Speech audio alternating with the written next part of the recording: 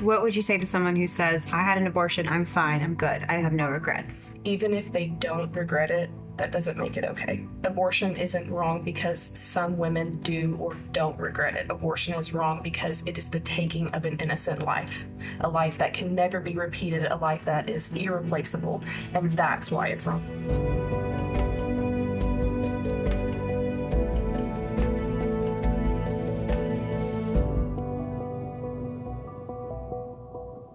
Emily Rarick and Gigi Davis, thanks so much for joining today. Thank you. Thank you. So I'd love to start with your stories and your involvement, what your experience has been with abortion, starting with you, Emily. So I got pregnant at 17. It was the end of my senior year of high school, and I was terrified. I didn't see how I would be able to have a future for myself, didn't see how I'd be able to finish school or provide for a child. I was also fearful that I would be a single mother because the father made it very clear that he did not want me to keep the baby. And so I decided to have an abortion. And when I was at the clinic, there was a sign up, and it was talking about the percentage of the likelihood of a woman having a second abortion. And I was like, well, that will never be me. This will never happen again. And 7 months later, I'm pregnant again, and I'm in an abortion clinic again. I never felt okay about what I did. I always felt a lot of shame. I didn't think that what I did was okay.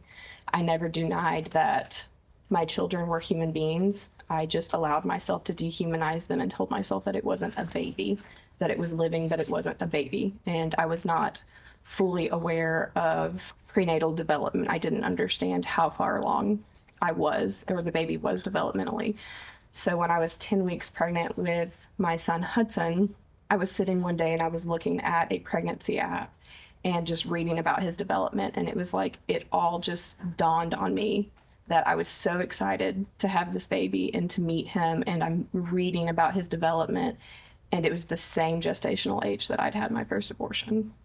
And it was just like, it all just hit me that my baby had a head and hands and feet and was developed, had their organs, and I had allowed myself to be deceived and to believe these lies so that I could dehumanize and kill my children. And that was such a hard thing to come to terms with.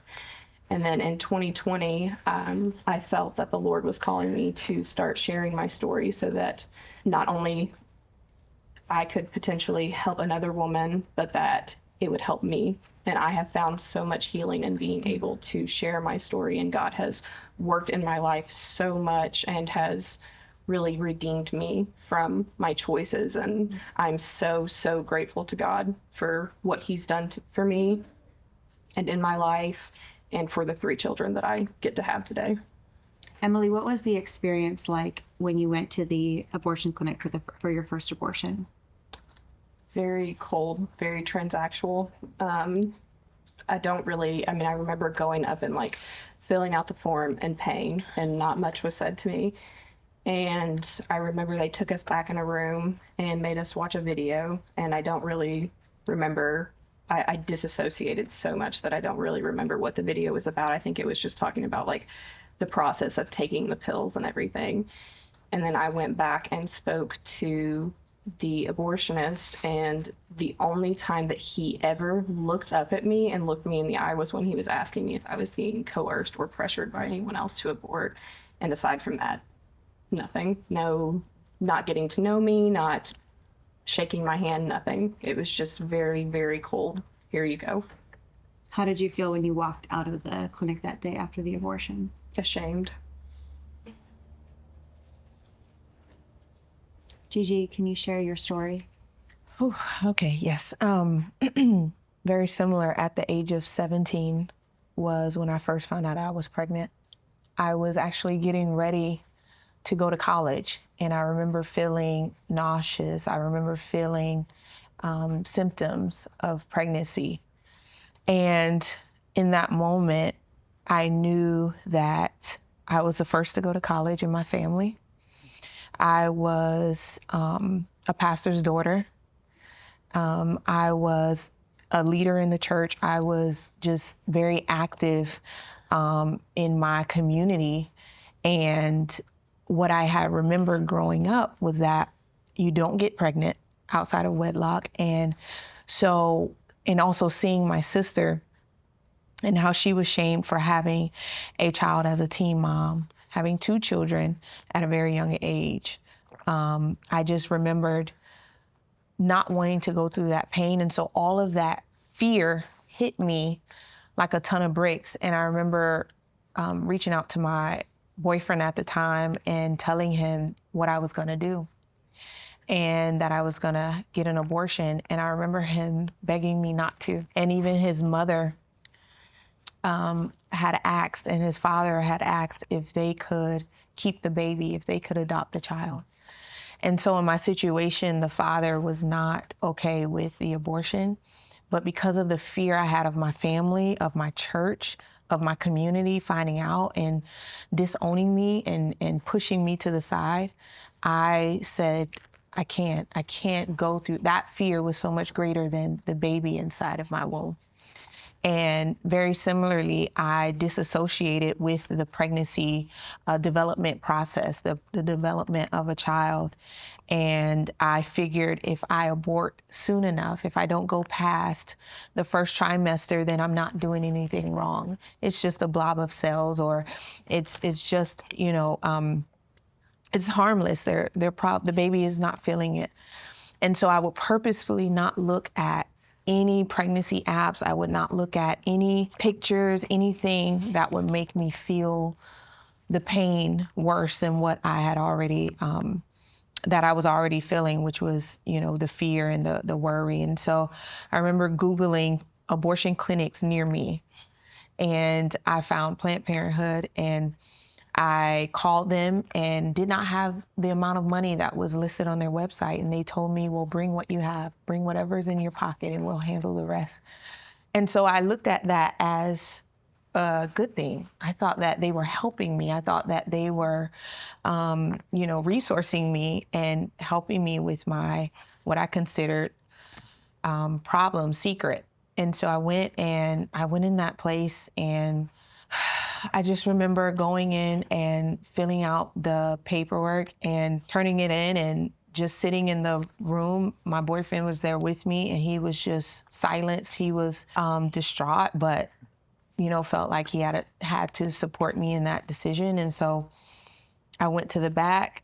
I remember laying on the table and not fully being sedated as I thought I was going to be, and not hear anything. And I remember the vacuum sound to this day, laying there and hearing the suctioning and hearing this loud sound. And like Emily said, not even connecting with the abortionist. It was nothing like going to my OB or my gynecologist. It was nothing like that, connecting with them, meeting them, talking to them about my care. And I laid there and was just hoping for it all to be done. And I went to the back when it was all over.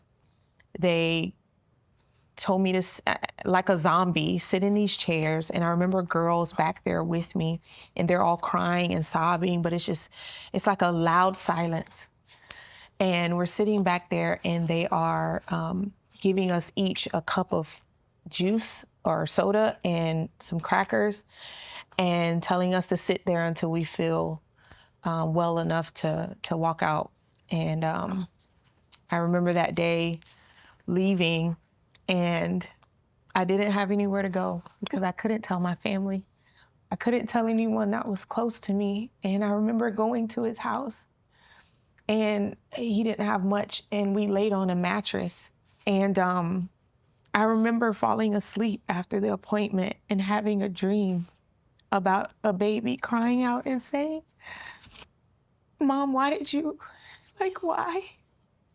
Don't hurt me, don't kill me." I said to myself that I would never go through that again. But I didn't know how to break that cycle I was in of shame and fear of people and people pleasing. And so, like Emily said, I too got pregnant again just a couple months later and went to the abortion clinic again. And then a year or so later, did it again. And 5 abortions later, I finally prayed after telling God in prayers, I won't do it again, I won't do it again, I promise, I finally prayed and said, I don't know how to stop. I don't know how to stop running to these abortion facilities as a birth control method, as a, last minute option. And so I need help. I need my mind to be shocked. I need something else, because what I've been trying to do to stuff the pain and to do better and to serve more in church and to get better grades, I don't know how to break this. And so that was when I got introduced to pro-life organization, and my life was completely changed because I learned what abortion was. I stopped ignoring the truth, and I got involved in a pro-life organization, and that was what helped me break the cycle. I have 2 beautiful children now that I'm blessed to have, and a husband that forgave me and for aborting 2 of his children. Those were the last 2 abortions, and I have been on this journey to helping women and helping them understand that abortion is not the answer, and that they can heal after abortion, because if they get healed after the first one, prayerfully and hopefully they won't have more. Gigi and Emily, do you know the kinds of abortions? You mentioned hearing the suction machine, Gigi, but do you each know the kind of abortions that you had? Yeah. What kinds were they? Mine was a chemical or medical abortion with RU 486 drugs. For Both, yes. And I did what they call surgical, which is the suctioning, 3 times, sorry, and 2 times with the pill. What would you say to women listening, people listening who have abortion regret? Maybe they haven't really grappled with it yet. I would say stop ignoring the pain, the shame. There's no amount of stuffing. You can't have another baby to try to take away the loss and the pain of your babies that you have aborted. And so the longer you wait, that phrase that time heals, it doesn't if you don't heal the proper way. And so I would tell them to heal, wait no more, start today, because if you don't, the pain and the trauma will push you into dark places that you can't even imagine where it will take you. And so I would just tell them to pursue healing and stop ignoring the pain. Yes, I agree. I would definitely tell them to start the healing process, because I know for myself, I self-sabotaged for years.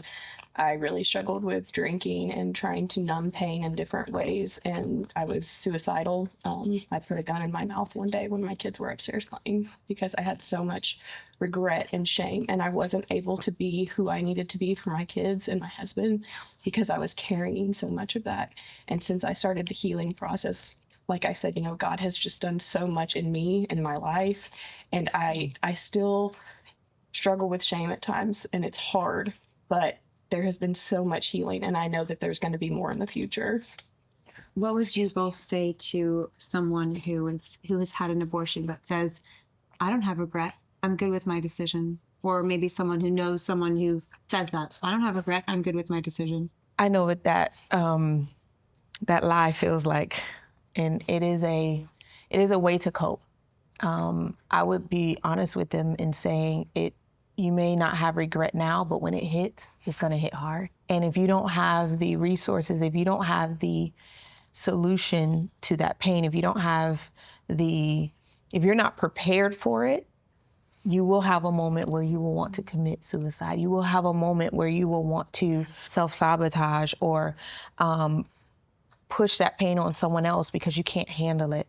And so don't wait until the moment where that regret sinks in. Don't wait until it hits to pursue healing, because you might not be able to come back from that. I know women say that. I don't know that I necessarily believe it. They might not. But even if they don't regret it, that doesn't make it okay. Abortion isn't wrong because some women do or don't regret it. Abortion is wrong because it is the taking of an innocent life, a life that can never be repeated, a life that is irreplaceable. And that's why it's wrong. It has nothing to do with whether or not someone regrets it. We're sitting here with Josiah Presley and Claire Colwell as well. Can you share briefly for Emily and Gigi your connection to abortion and the type of abortion procedure that you believe you're connected to as well. My birth mother had an abortion while she was pregnant with me. I met her in 2009, and I was 21 years old. I thanked her for choosing life for me, and she broke down into tears and shared with me about being pregnant at 13 years old. And she said that she was taken to an abortion facility in Oklahoma, similar to both of you. The doctors didn't speak to her, the nurses didn't speak to her, nobody told her that there was any other choice other than abortion for her. And so she did what her mother told her was best, which is have an abortion. And my birth mother was actually 5 months along in her pregnancy, and so she had a late-term D&E abortion. And she was sent home and told that she could go back to life as normal as a normal 8th grader, that she wouldn't have any problems, everything would just be fine. And she said that it wasn't. She actually went home and realized that things didn't seem right. And when she went back to the doctor, they told her that she had actually been pregnant with twins. The abortion that had successfully aborted my twin accidentally didn't abort me. And I was born at 10 weeks. I had a dislocated hip and club feet, complications that my birth mother were told were due to the abortion procedure. And so it was the most shocking moment of my life. I was able to, think about abortion really probably for the first time in my life, but also I was able to empathize with the woman like my birth mother, like both of you, who told me that she was just longing for someone to tell her that she was capable of motherhood and that she was worthy of walking alongside of. And so I have been sharing my story for her, but also just for women like you. Yeah, and I come from a large family, 12 kids, 10 of us are adopted. Gigi, I relate to you. My dad, he's a pastor too, so I grew up a PK as well. And my parents, I'm adopted from South Korea, and when I was 13 years old, they shared with me how my birth mother in South Korea, due to financial difficulties, decided to have a DNC abortion. And at the time, they thought everything had gone how it was supposed to. They thought everything had gone according to plan. They sent her home, but a few months later, she realized that the abortion actually failed. I was still very much so alive. And so I was born later on that year, and then I lived with the foster family for 13 months before I was adopted and brought over to the States and grew up in the Presley family where I grew up. And I find it so interesting listening to y'all's stories. Our stories are so intertwined in the sense of its relation to abortion, but on different sides, different perspectives of it. Yet, Emily, you shared struggling with suicidal thoughts. I remember struggling with those in my middle school and high school years as I considered the reality of my parents' choice for abortion and how I thought that impacted my life, how I thought that spoke about the value or the worth of my life, and how I believed those lies and believed that my life had no value because of it. And it's just so interesting to see when we think about this industry and we see this thing that so often it promises life, right? Like we have to have life. If you're going to get anywhere with life, you have to have this. Time and time again, we just see that it just leaves broken pieces everywhere. Emily and Juju, what's it like for you all sitting here with Claire and Josiah? It is very surreal. 14 years ago, I never thought that I would be sitting across the table from abortion victims. And it's very hard to look into the faces of people who their parents tried to abort them and know that I aborted 2 of my kids. It's very surreal. And I'm so, so grateful that you 2 are here. And I'm so sorry. I'm sorry that this happens, and I'm sorry that people make these choices, and it's not right. Neither of you deserved that, and you are valuable and precious and worthy. Yeah. Thank you. In my mind, I was just like, I wish my abortion appointment failed. I wish, and I know that sounds really selfish. While you were speaking, I was like, I wish it didn't work. The reasons why I chose abortion were so selfish. There was no reason. There's just no reason. There was no excuse. And like Emily said, I would not have seen myself here years ago having this conversation, and it just shows the healing, redemption that God has for all of us. And just for you guys to even sit here and even want to converse with someone like me, I know I'll never be able to see my kids until I get to heaven. And so anyone who's watching this, I just want them to take from this that if your child was sitting across from you today, what would you say to them? What excuse would you still hold on to that it's okay to abort?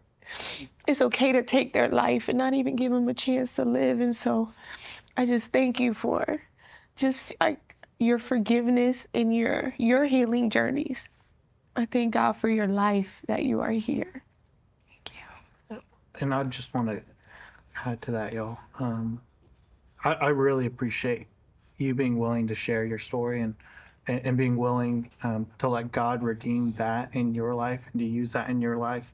I was just talking to Claire a little bit before we started this discussion. It's so weird being at this table with different folks around this issue, and it is so weird to sit around this table and people like Claire and I, we sit here and we sit as voices and we sit as victims, right? Speaking into it from that perspective. But everybody else we're sitting across from at this table, they, to some degree, are perpetrators, or they feel the guilt of the decisions they've made and the ways they've acted. And one thing that's been so helpful for me in my journey has been hearing stories of women like y'all. And I'll just share this. I share this sometimes with my own story and finding forgiveness.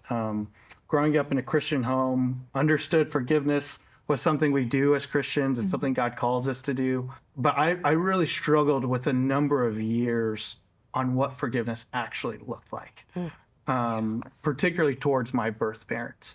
I had done the whole, I forgive them. I don't have anything to do with them. I don't care about them whatsoever. I could not care less about where their lives are right now, what they're doing. And one of the things that God convicted me of was this reality that that's not true forgiveness.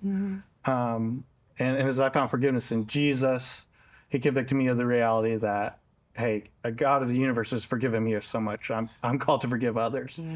But he used stories like yours in my life, because as I struggled through this, like, do I really forgive my birth parents? Like, do I really need to do that or have to do that? A process that I went through in my own mind was this idea that I like to think, I don't know for a fact, but I like to think that whenever I was born, that my birth mother saw me. Maybe she even held me, I don't know. But like, what must have gone through her mind in those moments to see this life that she tried to take? And this reality that she probably saw my face, saw me, and to then have to live the rest of her life with this guilt of, I tried to take that life. And as I shared and as I worked with other pro-life groups, as I've heard other stories like yours, the Lord used it to show me that like there's so much brokenness and so much pain in that. And as I saw that in other people's lives, time and time again, of people who decided to have abortions, he used that to draw me in forgiveness towards my birth parents, to recognize that, hey, they're people too. I think that's such an important thing that we have to recognize with what we're doing with all these conversations. It's not us othering other people. It's not us dehumanizing other people. It's not us setting aside abortion doctors or post-abortive women and saying, hey, we can villainize them for their choices. We can't dehumanize them, because that's what the other side does, right? It's dehumanizing people that allows people to decide, hey, we can have abortions. Hey, we can take innocent human lives. And if we're going to be different, we can't do that. We're called to be different and to say, hey, no, the unborn's life's valuable because they're human beings. And the same way, your lives are valuable because you're human beings. Regardless of the decisions you've made, regardless of the ways you've messed up, your lives matter. They're valuable. because you're created in the image of God, because you're a human being, because you matter just by being who you are and existing. And we appreciate, you saying, I'm sorry for what y'all have gone through, and for, the labels that are put on us as aborted children, the unwanted, rejected, and aborted. I mean, those are our circumstances, but we do know that that's not ultimately what defines us. But in the same way that that y'all feel that way, I also I have been able to truly empathize with a woman like you, a woman who finds herself in this desperate situation, who doesn't see a way out, who doesn't feel supported, who doesn't know how the impossible is going to go. Because when I met my birth mother, I saw this incredible pain in her eyes. I had never seen anything like it. And I truly got to listen to her because she wept uncontrollably as she told me about her abortion. And my birth mother was actually taken for a second abortion. They actually didn't do it because she was too far along and because they had ripped the amniotic sac that I was in, but she went into 2 abortion facilities. And she has such deep regret for that. And she told me, Claire, I aborted your twin, and then I tried to abort you, and then when that didn't work, I gave you away. How could you ever love or forgive me? That's something she's told me many, many times. But I think that truly helped me empathize with the woman like y'all, because I know what she needed in her moment of desperation. And the reason I know that is because I had my own unplanned pregnancy. And I had what my birth mother didn't have. I had the support of the father of my baby, who now my husband. I had the support of my family, and I had friends that told me, Claire, hold your head up high, because the life within you is always something to be celebrated. I just want to say to y'all too, I'm sorry that you didn't have the support that you needed in that moment, because I desperately wanted that for my birth mother. And I'm so grateful that she now knows the forgiveness of God. But I desperately want that for every woman that I encounter that has had an abortion, because I recognize, Josiah and I were victims in this scenario, but I do believe that women that don't feel supported, you are too. So thank you for sharing. Of course, healing is a journey for many people. But what was that first experience of healing like? Mine was definitely when I started sharing publicly. Like I said, in 2020, I just, one day I felt like the Holy Spirit came over me and just told me, like, it's time, you need to share, people need to hear this truth. And I just started typing out my story, and I shared it on Facebook with people that I know, that I'm friends with. I received a lot of really loving comments and forgiveness, and that was very healing for me, because at that time I didn't feel that I was worthy of forgiveness, and I had not forgiven myself. So to know that other people could forgive me, it really helped me to keep going and to keep wanting to share and to keep wanting to tell other people how awful this is and how badly it hurts women, and how just terrible it is that babies are being killed, and by their mothers, no less. I first told my parents at abortion number 3. I still had 2 after that. When I told my parents, I just wanted to get that weight off. That was the biggest weight. They embraced me, they hugged me, they told me they would have never abandoned me if they found out I was pregnant. So that's how loud fear was lying to me that they would. And they said they would get me counseling, but they didn't know what resources were out there. Again, nowhere in my church, no church conference. We were a part of a big fellowship, and never pro-life, never abortion was talked about in our church circle. So they said they would get me counseling, but they just didn't know what resources were available. So they didn't, and I didn't pursue it. And so I had 2 more abortions, and that was when I was like, okay, I need something much greater than what I've tried before. And so it was literally finding out about a pro-life organization and them educating me on what abortion is, and then giving me resources. So not just educating me, but giving me the post-abortion healing resources. And that's what took me from darkness to light. So for me, it was education and resources. And then the journey from there was just step by step. I had a new community now. I had a community of other post-abortive women who were healed, and success stories and you name it. That's what helped me through that journey.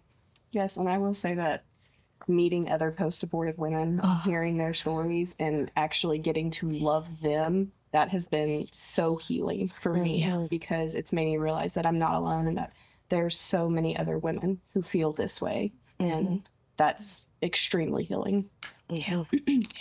So that's a hard question for me, because I actually met my birth mother in March. She told me about her abortion in May, and then I actually spoke for the first time in December of that year. And so for me, I feel like I have kind of healed publicly over the past 14 years. And similar to y'all, I feel like I've healed through getting to know other people who have experienced abortion in some way. And a couple ways that I've experienced significant healing was the first person that I met and the first person that I told outside of my family and my friends back at home in Austin about my birth mother and meeting her was Abby Johnson. And she actually ran an abortion clinic in the town that I was going to college. And so becoming friends with her and her expressing, this deep sorrow and empathy and sadness for me for what I had gone through,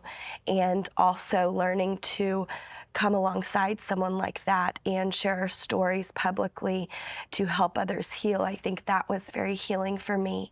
And then as well as meeting former abortionists. And one of the most significant moments for me was meeting a former abortionist. His name is Dr. Haywood Robinson, and him apologizing to me for what the abortionist had done, what he had done, and what it had done to women like y'all. And so I've healed publicly, but especially through the stories of other people. Yeah, when I think of my first real step towards healing, I think about my salvation experience. So I grew up in the church. I professed faith in Jesus at a young age, but all through my middle school and high school years, I was dealing with my own self-image issues, my own self-worth issues. I was dealing with the reality of my birth mother's decision for an abortion. And what I had found was I found worth and value in being a good Christian kid, because I felt so worthless because of her decisions, because of my deformities and things like that. I found worth in doing all the good Christian things. And I remember being confronted with the reality my sophomore year of high school. I was at summer camp. I remember being confronted with the reality that I was trying to find purpose and value in doing all the right things, when in reality I was broken and I was hurting, and I thought my life was of no value. And I was confronted with the reality that that the God of the universe loves me, that Jesus wants a relationship with me. My worth isn't tied up in their decisions. My value isn't tied up in the things I think I'll accomplish, but it's tied up in my Creator, who said my life is so valuable that when I was far from him, when I was in direct rebellion to him, he would still send his son to die on a cross for my sins. As I surrendered my life to Jesus and I stopped finding my worth, my value in decisions of others and my physical abilities or appearances or things of that nature, and I found my worth and value in my Creator, who said my life is valuable and proved it through dying for me on the cross, that's when I started to truly find healing. And it's moved from there, obviously, throughout my life in different seasons and different things. And it's definitely a journey. It's been really weird to see that journey even change as I've been speaking and sharing my story for a decade now. But like even just this last year, introducing my first child into the world, it's been really weird to still experience that healing process that I didn't think I was going to be experiencing having a child. But she's brought up so many other things for me that have been part of the journey. And so But that definitely was my first step towards healing, I would say. Wow. Josiah, one more question for you. Do you still feel, you mentioned feeling this rejection, and when you discovered that you had been almost aborted, placed for adoption ultimately after you were delivered, what has been that experience like to navigate that feeling of rejection? Yeah, so I think it's really interesting because every adopted child has to deal with that rejection of some sort. The same rejection of their parents couldn't keep them, didn't want them, and so they were given up. And that's a journey for every adopted kid. It's a journey for me that on my bad days, if I want to sit in it and if I want to let it be something that just simmers in my life and let it be something that drags me down, I can very quickly do that. If I'll take a step back and I'll consider the reality of what God has done in my life, what Jesus has done in my life, if I consider the reality of the fact that I have two amazing parents who love me and who chose me and who, knowing my deformities, knowing my disabilities, still said, we want that kid to be our kid. When I see that kind of love in my life, it changes my heart in those instances when I want to go back and I want to sit in that self-pity, that self-deprecation, when I want to sit in that pain. I'm also reminded of the beauty of what God's done in my life through my parents, and the reminder of my parents' adoption of me is just an earthly picture of how God adopts us into his family, right? Yeah. And seeing that play out in my family's life, it's an amazing thing, and it's humbling, and it draws me back in to remember, like, serve a good God who loves me, who has a plan for my life, and it's bigger than the circumstances I was born into. If there's one thing you could say, and Claire, you've, I think, had the opportunity in your lifetime to say it, but I'd love to hear it again. But one thing you could say to the children that aren't here today, and what you would say to them if you had the opportunity, and then what you would say if you had the opportunity to your birth mothers, what is that one thing? Okay. I would say that I am so, so sorry and that I miss them every single day. And I wish that they were here and that I have faith that one day I will get to see them and be with them. And I cannot wait for that day. Yeah. Oh, same. They're not replaced. Even though I have two beautiful children here today, nothing can replace them. And I wish I could go back and give birth to them, give life to them, and that there's no excuse that is greater than their life. And that, yeah, mama is sorry, so sorry. And I also think about them, have flashbacks, and just love them so much, so dearly. I have had the opportunity to tell my birth mother that I truly do forgive her and I want the best for her. And one of the things that I always wanted for her was to know the forgiveness that is available to those who believe and trust in Christ. And that is available to anyone who has experienced the pain and the regret of abortion. And so I prayed for that. I told her that I prayed for that for a long time. And she did receive that, and it's been really neat to watch as she's been able to now share her side of our story. And so I forgive you, and there's hope beyond the pain of abortion. Yeah, I'd want my birth parents to know that I've forgiven them, and I forgive them because Jesus has forgiven me. And if they haven't been forgiven by Jesus, they don't have a relationship with Jesus. He wants one with them, and he's ready to forgive them. That they don't have to be dragged down. They don't have to live in the guilt of those decisions and those choices that they've made anymore, because my God's big enough to cover that. And the blood of Jesus is good enough to make payment for that. And that he wants them to have a life, and life to the full is a relationship with him. And he wants that for them. And I want that for them too. Thank you all. Thank you so much.